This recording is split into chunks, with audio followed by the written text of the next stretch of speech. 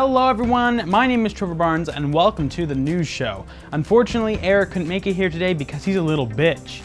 Welcome to Alley Ridge, your tech news, Monday through Friday. Make sure you subscribe and click the bell icon to stay up to date with all your tech news and more. By the way, I did not quit and I am not fired. Eric just likes making workplace drama. But let's get right into today's headlines. Now this first one I had no clue about, but very much interests me. Now the actual headline, as The Verge reports, the Palm smartphone reboot is shaping up to be a disappointment. Now this shocks me because I didn't even know Palm had a reboot. Now for all transparency, I am a huge Palm fan. They were such good phones back in the day. My dad had the Palm Priv, I believe it was, which is the image right here. I had the Palm Pixie or Pixel, which you can kind of see here. Hopefully I'm getting these names right, it's been a long time.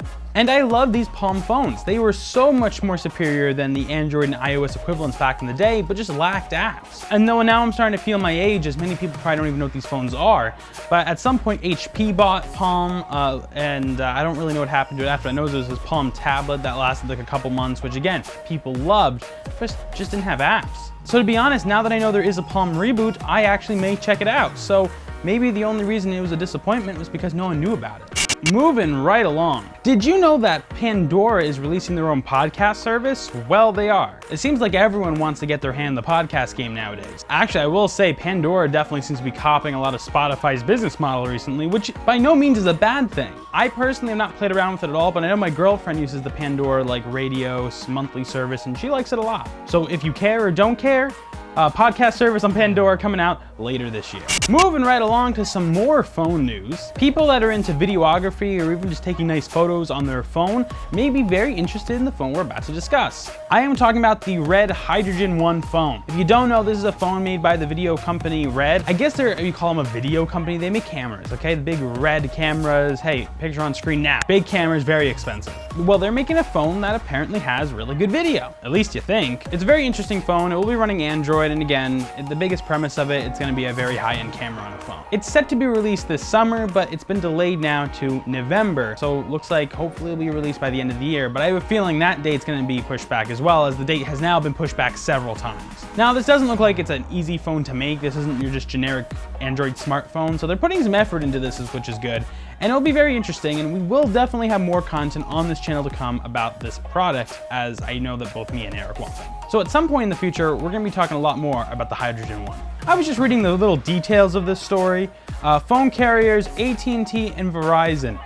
What about T-Mobile? I'm a T-Mobile person. Now I can't get this phone. And I swear this is the last phone story of the day, but just a lot of news came out in the last day or so about phones. The Samsung Galaxy Note 9 does have an official release date now and should launch on August 15th. Now, obviously after the whole Note 8 thing, which we don't really need to discuss, wink, wink, blow up, battery problem plane, the Note 9 has a little bit of a reputation to try to repair. This phone will be having a bigger battery than its predecessor, hopefully one that does not explode, and honestly probably being very similar to a lot of the features that the Samsung Galaxy S9 has right now. But of course, you'll have a little S Pen. Now, I've had two Notes in the past. I had the Note 2 as well as the Note 3.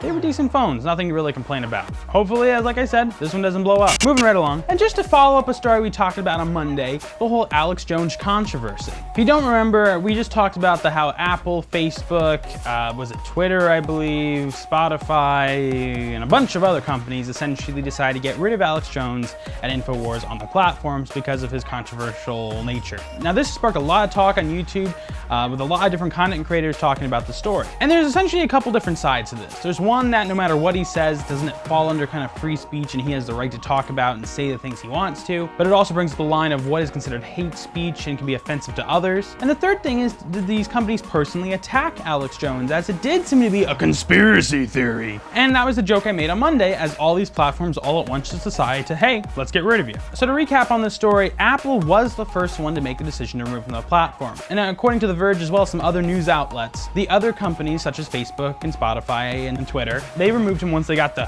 courage, if you will, from Apple. One thing you may not be reading though is that Apple did give Alex Jones a lifeline. Though they did remove his podcast, they did keep the InfoWars app. So Alex Jones is still out there with his app, and that might be the only place he can really be without having any issues.